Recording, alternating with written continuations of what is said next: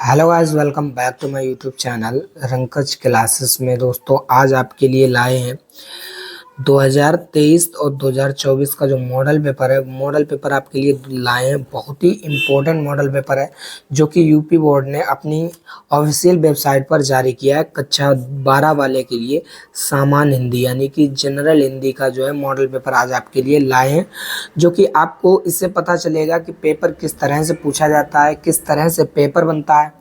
ठीक है, तो इसलिए इसको हल कराएंगे आज आपको, इसलिए वीडियो को पूरा देखना, वीडियो स्किप मत करना। ठीक है, वीडियो अच्छी लगे तो लाइक कर देना, चैनल पर नए हैं तो सब्सक्राइब जरूर कर लेना ताकि रोज आने वाली नोटिफिकेशन आपको टाइम पर मिल जाए। देखिए, आपका जो हिंदी का पेपर है ना, वो पूरे 100 नंबर का पेपर होगा। कितने नंबर का? 100 नंबर का। 100 नंबर का पूरा पेपर होगा और आपको जो समय दिया जाएगा वो 3 घंटा 15 मिनट समय दिया जाएगा। ध्यान रखना, आपके टाइमिंग, पेपर की टाइमिंग, जो आप पेपर देने जाओगे तो पेपर की टाइमिंग रहेगी 3 घंटा 15 मिनट। और नोट आपको जरूर पढ़ना है। क्या? प्रारंभ के 15 मिनट परीक्षार्थियों को प्रश्न पत्र पढ़ने के लिए निर्धारित है, यानी कि आपको 3 घंटा 15 मिनट मिलेंगे। उस 3 घंटा 15 मिनट में जो 15 मिनट आपको दिए जाएंगे उसको पेपर को पढ़ने के लिए दिए जाएंगे। ठीक है, पेपर को 15 मिनट में आपको पढ़ना है, अच्छी तरह से समझना है। और दूसरा, इस प्रश्न पत्र में 2 खंड है। इस प्रश्न में 2 खंड है, दोनों खंडों के सभी प्रश्नों के उत्तर देना आवश्यक है, यानी कि खंड का और खंड खा दिया जाएगा। खंड का और खंड खा, आपको दोनों को सॉल्व करना है और जितने भी इसमें क्वेश्चन दिए जाएंगे उन सभी को सॉल्व करना है। तो स्टार्ट करते हैं।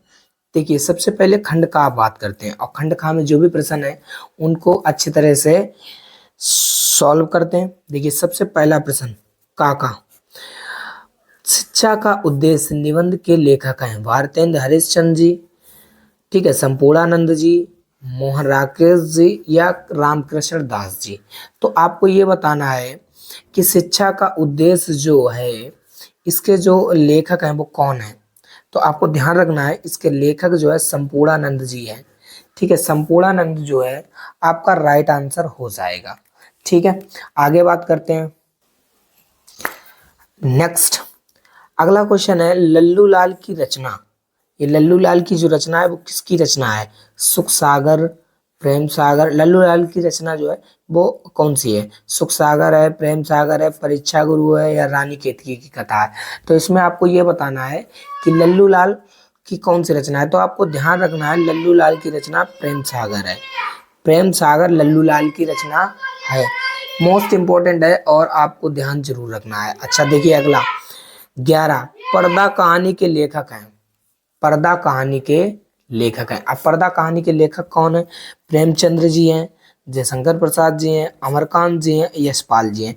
तो आपको ध्यान रखना है कि पर्दा कहानी के लेखक जो है यशपाल जी हैं। तो क्वेश्चन नंबर घा का यशपाल हो जाएगा। ठीक है, अच्छा घा, क्वेश्चन नंबर घा देखिए, और घा में क्या बोला है कि आवारा मसीहा, आवारा मसीहा के रचनाकार कौन है। तो आवारा मसीहा के रचनाकार कौन है? विष्णु प्रभाकर जी, ठीक, रामवृक्ष बेनीपुरी जी, राहुल संकृत्यान या राघव राघव। तो आपको ध्यान रखना है कि जो आवारा मसीहा है वो विष्णु प्रभाकर की एक जीवनी है। ठीक है, जीवनी है किसकी? विष्णु प्रभाकर की। तो ध्यान रखना, Vishnu Prabhakar is the right answer. ठीक है, अगला बड़ा, बाणभट्ट की आत्मकथा के लेखक हैं महावीर प्रसाद द्विवेदी, वासुदेव शरण अग्रवाल, सरदार पूर्ण सिंह, हजारी प्रसाद। तो आपको ध्यान रखना है, ये उपन्यास है बाणभट्ट की आत्मकथा हजारी प्रसाद द्विवेदी का। ठीक है, ध्यान रखना है। अच्छा, यहाँ पर देखिए, यहाँ प्रश्न नंबर एक में 5 क्वेश्चन पूछे जाते हैं, 5 नंबर के, एक एक नंबर के दिए जाएंगे। ठीक है, देख रहे हो आप, इस तरह से 5 क्वेश्चन। ऐसे ही प्रश्न नंबर दो में भी 5 क्वेश्चन होंगे, तो 5 नंबर यानी कि 10 नंबर बहुविकल्पी क्वेश्चन आते हैं आपके। ठीक है, अब देखिए पहला प्रश्न नंबर 2 का कामायनी किस युग की रचना है।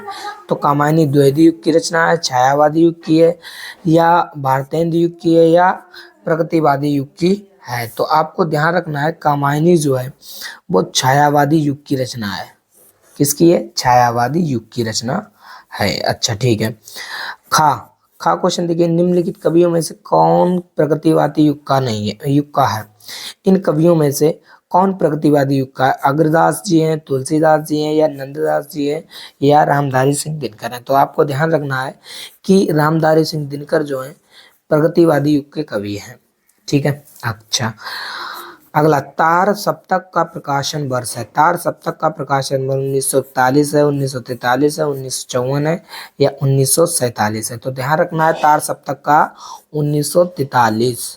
तार सप्तक का जो प्रकाशन है वो 1943 है, यानी कि 1943 में तार सप्तक प्रकाशित हुई थी। ओके, ठीक है। घा, द्विवेदी युग की रचना नहीं है। इसमें यह बतानी है कि द्विवेदी युग की रचना कौन सी नहीं है। तो आपको ध्यान रखना है द्विवेदी युग की रचना प्रिय प्रभास द्विवेदी युग की है, साकेत द्विवेदी युग की है। ठीक है। अच्छा, भारत भारती कामायनी जो है द्विवेदी युग की रचना नहीं है। ठीक है, ये छायावादी युग की है, बिकॉज ये जो कामायनी है वो महाकाव्य है जयशंकर प्रसाद का। ठीक है। अगला, अष्टछाप के कवियों का संबंध है भक्ति काल की। तो अगला क्वेश्चन देखते हैं। अगला क्वेश्चन अपना देख ही लिया है, इसके आंसर। ठीक है, तो वो किसके, राम भक्ति शाखा से, या ज्ञानाश्री शाखा से, या श्रेमाश्री शाखा से, या कृष्ण भक्ति शाखा से? ध्यान रखना कृष्ण भक्ति शाखा से राइट आंसर हो जाएगा आपका। ठीक है, यहाँ पर क्वेश्चन नंबर 2 तक हो गए। अब यहाँ पर देखिए क्वेश्चन नंबर 3 क्या पूछा है। क्वेश्चन नंबर 3 पूछा जाएगा, दिए गए पद्यांश आधारित निम्नलिखित प्रश्नों के उत्तर दीजिए। यानी कि आपको 2 पद्यांश दिए जाएंगे, एक पद्यांश ये दिया गया है और दूसरा पद्यांश अथवा में ये दिया गया है। यहाँ पर अथवा लिखा है, यानी कि इन दोनों में से किसी एक को करना है। अगर एक को करते हैं तो आपको 10 नंबर मिलेंगे। ये 10 नंबर कैसे मिलेंगे, ध्यान से देना। इस प्रत्येक गद्यांश में आपको 5 प्रश्न दिए जाएंगे और 5 प्रश्न 2-2 नंबर के होंगे। सभी प्रश्न 2-2 नंबर के आएंगे। तो आप जितने क्वेश्चन कर पाओगे, यानी कि 5 क्वेश्चन है, 5 क्वेश्चन को जब आप कर लेते हो तो आपको 10 नंबर मिलेंगे। ठीक है, चलिए स्टार्ट करते हैं, देखते हैं क्या आते हैं। तो उपरोक्त गद्यांश का संदर्भ लिखिए। तो ये जो धरती माता की कोख में अमूल्य नदियां भरी हैं जिनके कारण वसुंधरा कहलाती है, ये जो गद्यांश है, संदर्भ में क्या लिखना है, पाठ का जो नाम होता है उसका नाम लिखना है, और ये पाठ किसने लिखा, मतलब लेखक का नाम क्या है, उसका नाम। तो इसमें पाठ का नाम क्या हो जाएगा, रास का स्वरूप पहले चैप्टर से लिया गया और वासुदेव सरल अग्रवाल का है। ठीक है, तो यहाँ पर संदर्भ हो जाएगा 2 नंबर का। ठीक है। अच्छा, अब क्वेश्चन देखते हैं, धरती वसुंधरा क्यों कहलाती है। अब पहले क्वेश्चन पढ़ना है, पेपर में क्या करना है, सबसे पहले आपको क्वेश्चन पढ़ना है कि क्वेश्चन किस तरह से पूछे गए। फिर फिर पढ़ना है आपको संदर्भ, किस तरह से संदर्भ को पढ़ते ही पढ़ते आपको आंसर मिल जाएगा। तो देखिए पहला क्वेश्चन, दूसरा क्वेश्चन ये है कि धरती वसुंधरा क्यों कहलाती है। तो धरती माता की कोख में जो अमूल्य नदियां भरी हैं जिनके कारण वह वसुंधरा कहलाती है। यहाँ तक कि आंसर मिल गया। तो धरती माता जो है, धरती जो है वसुंधरा क्यों कहलाती है, क्योंकि धरती माता की कोख में बहुत सी अमूल्य नदियां हैं, बहुत सी अमूल्य नदियां भरी हुई हैं। ठीक है, जिनके कारण वो क्या कहलाती है, वसुंधरा कहलाती है। ठीक है, इसलिए। अच्छा, नेक्स्ट, रेखांकित अंश की व्याख्या करनी है। तो जेपी जितने पर भी रेखा है, ये यानी कि ये रेखा वाली ये रेखा है जिन पर भी, उनकी व्याख्या करनी है। तो ये व्याख्या कर देना। ठीक है, तो 2 नंबर की व्याख्या करनी है आपको। ठीक है, अगला क्वेश्चन देखिए, पृथ्वी को देह किसने सजोया।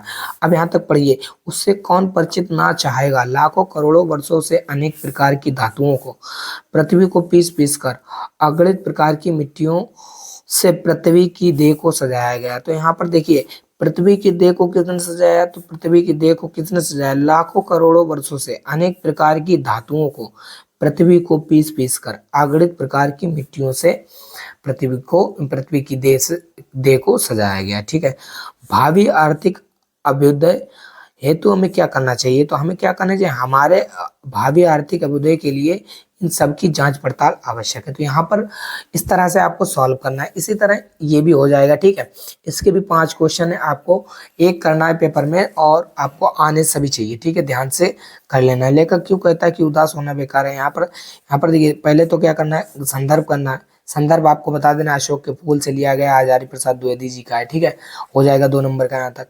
रेखांकित अंश की व्याख्या, यानी कि इतने पर आपको व्याख्या करनी है, अपने शब्दों में लिखना है। ठीक है।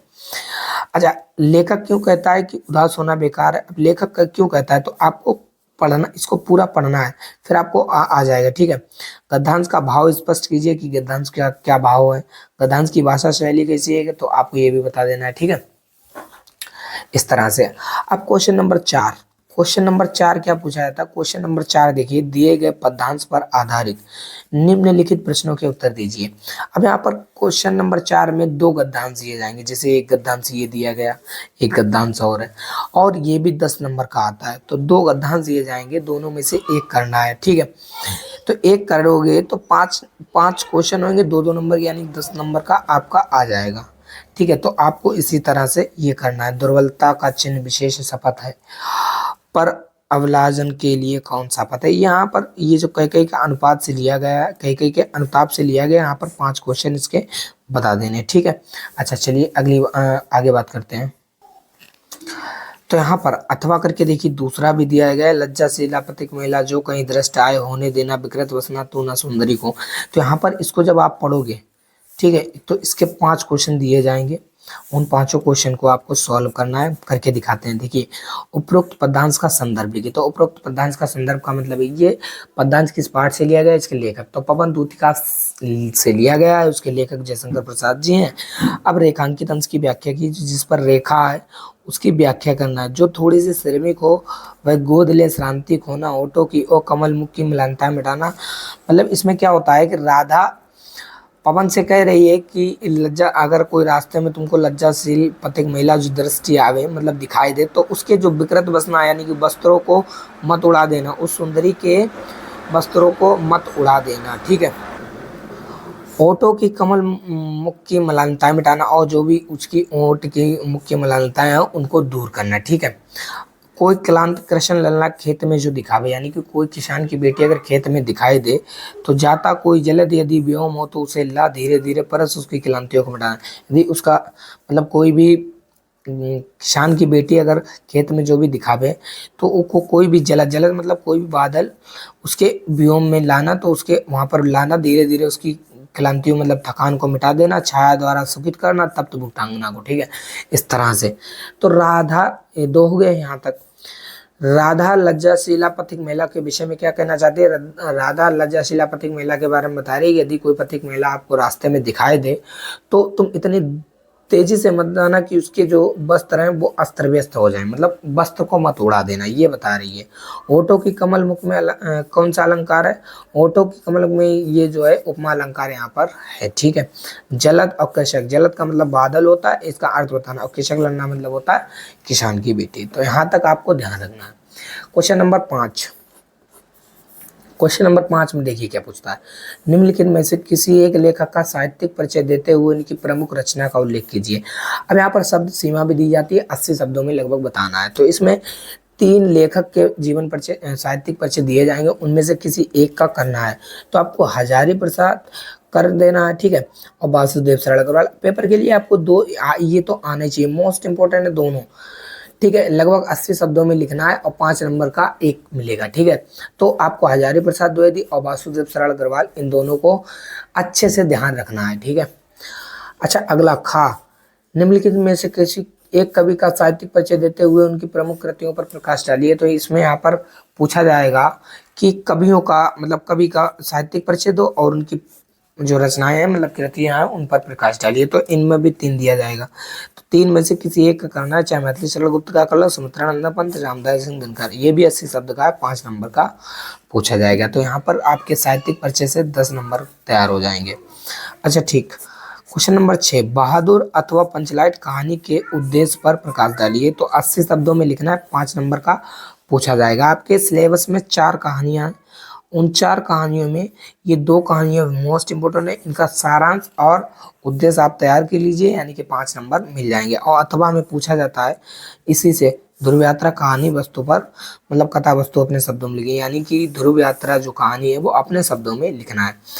अब क्वेश्चन नंबर 7, स्वपठित खंड काव्य के आधार पर किसी एक खंड के एक प्रश्न का उत्तर दीजिए। शब्द सीमा से ये 5 नंबर का है, यानी कि ये जिला वाइज जिला के अनुसार पूछा जाएगा, ठीक है। जिला अनुसार है, आपके जिला में जो भी चलता है वो आपको बता देना है, ठीक है। आपको नहीं पता है तो कमेंट करके नीचे लिख देना है, मैं आपको बता दूंगा, ठीक है। नेक्स्ट, तो अगले ये सब इसमें अकॉर्डिंग टू द डिस्ट्रिक्ट अपने जिला के अनुसार पूछे जाते हैं, तो जिला जो भी आपका है वो आपको तैयार कर लेना है, ठीक है। अच्छा देखिए क्वेश्चन नंबर 8, यहाँ से खंड का स्टार्ट हो जाता है, खंड का। तो खंड का में पहला क्वेश्चन दिया गया है, दिए गए 8, 8 का दिए गए संस्कृत गद्यांशों में से किसी एक का संदर्भ हिंदी में अनुवाद कीजिए। यानी कि आप संस्कृत में आपको 2 गद्यांश दिए जाएंगे, ठीक, उन दोनों गद्यांशों में से किसी एक का करना है संदर्भ और हिंदी में अनुवाद। तो 7 नंबर आपको मिल जाएंगे, संदर्भ में 2 नंबर मिलेंगे और हिंदी अनुवाद में 5 नंबर मिल जाएंगे। आपको यहाँ पर 2 में से किसी एक को करना है, ठीक है। आगे 8 का खा देखिए, 8 का खा जो है, दिए गए पदांशों में से किसी एक का संदर्भ हिंदी अनुवाद करिए। अब यहाँ पर एक मतलब 2 श्लोक दिए जाएंगे, यानी कि पदांश के नाम से भी बोलते हैं इसे। ये भी 7 नंबर का होता है, 2 नंबर का संदर्भ है और 5 नंबर की हिंदी अनुवाद है। तो ये मोस्ट इंपॉर्टेंट है, 14 नंबर तो संस्कृत से यहीं से आ जाते हैं। तो पेपर में जितने भी इम्पोर्टेंट श्लोक हैं, यानी कि संस्कृत पदांश है और गद्यांश है, उनको तैयार कर लीजिए, बहुत ही इंपॉर्टेंट है और पेपर के लिए बहुत ज़्यादा पूछा जाता है, ठीक है। 7-7 नंबर के परोक्षकार अंतरम प्रत्यक्ष परिवादनम, यानी कि ऐसे मित्र को त्याग देना चाहिए जो पीठ पीछे जो है आपको नुकसान करता हो, काम का नुकसान करता हो और आगे जो है सम्मुख जो है प्रिय बोलता हो। तो इस तरह से आपको कर लेना है। अच्छा ठीक है, नेक्स्ट देखते हैं क्वेश्चन नंबर 9। निम्नलिखित मुहावरों में से किसी एक का अर्थ लिखकर वाक्य में प्रयोग करिए। तलवार की धार पर चलना, तलवार की धार पर मतलब चलना है, बहुत कठिन परिश्रम करना। टका सा जवाब देना, यानी कि घटिया जवाब देना। दाल में काला होना, यानी कि शक होना। तो यहाँ पर ये जो है अर्थ प्रयोग करना है और वाक्य करना है, ठीक है। नेक्स्ट, अब देखिए यहाँ पर ये नया सिलेबस जुड़ा है क्वेश्चन नंबर 10 में। अपठित गद्यांश पर आधारित निम्नलिखित प्रश्नों को उत्तर दीजिए। अब यहाँ पर 2 गद्यांश दिए जाएंगे पेपर के लिए और गद्यांश में 3-3 क्वेश्चन पूछे जाएंगे, वो भी 5 नंबर के होंगे, ठीक है। तो आपको इस गद्यांश को पूरा पढ़ना है और फिर ये क्वेश्चन करने हैं आपको। ये सभी क्वेश्चन इसी में मिल जाएंगे। इसी तरह से अगर ये नहीं करना है तो आपको ये वाला करना है और इसके जो भी क्वेश्चन दिए जाएंगे वो आपको सब इसमें से कर लेना है। अच्छे से पढ़ना है इसको, क्योंकि ये अपठित है, किसी भी किताब से नहीं पूछा जाएगा। अपठित का मतलब ये होता है बिना पढ़ा हुआ, ठीक है। चलिए क्वेश्चन नंबर 11 की बात करते हैं। 11 में निम्नलिखित शब्द युग्मों का सही अर्थ चयन करें। आप शब्द युग्म पूछे जाते हैं, 1-1 नंबर के 2 पूछे जाएंगे, 2 नंबर के, ठीक है।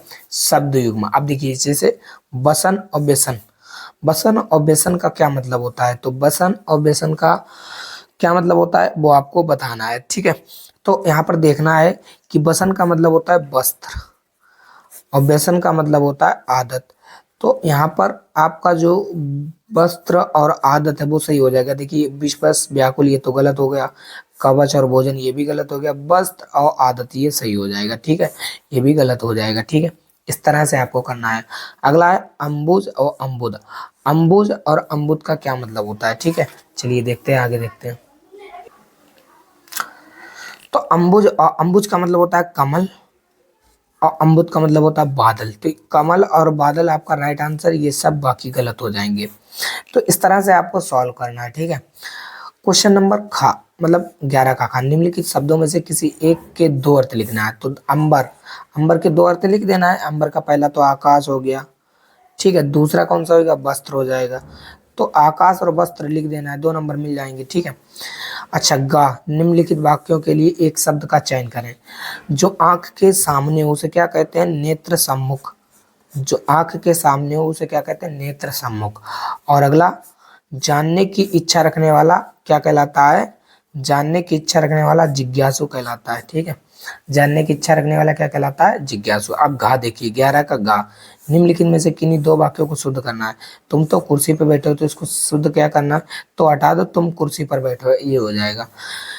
इस सरोवर में अनेकों कमल है। जब अनेकों मिल जाए तो ये तो ऑलरेडी प्लूरल होता है, मतलब पहले से ही बहुवचन होता है, तो उसे अनेक कर देना है, आपका सही हो जाएगा अनेक, ठीक है। तो अब यहाँ क्वेश्चन नंबर 12, क्वेश्चन नंबर 12 का देखिए। क्वेश्चन नंबर 12 का का में पूछा जाता है वीर रस अथवा हास रस का स्थायी भाव के साथ उदाहरण अथवा परिभाषा लिखिए। तो हाथ रस यानी कि रस पूछे जाएंगे अब आपसे, वीर रस या हास रस में से किसी एक का स्थायी भाव करना है और स्थायी भाव के साथ उदाहरण देना है, परिभाषा भी देनी है, ठीक है। अच्छा अगला, श्लेष अथवा उत्प्रेक्षा। श्लेष अथवा उत्प्रेक्षा अलंकार है। अब यहाँ पर खा में जो है 2 नंबर का पूछा जाता है ये, और ये भी 2 नंबर का। तो ठीक है, काव्य सौंदर्य के तत्व में यानी कुल मिला के 6 नंबर के पूछे जाते हैं। तो यहाँ पर अलंकार पूछे जाएंगे, श्लेष अथवा उत्प्रेक्षा, मतलब 2 पूछे जाएंगे, उनमें से एक करना है। उनका लक्षण मतलब डेफिनेशन बतानी है और उदाहरण बताने, 2 नंबर का, ठीक है। अच्छा ठीक।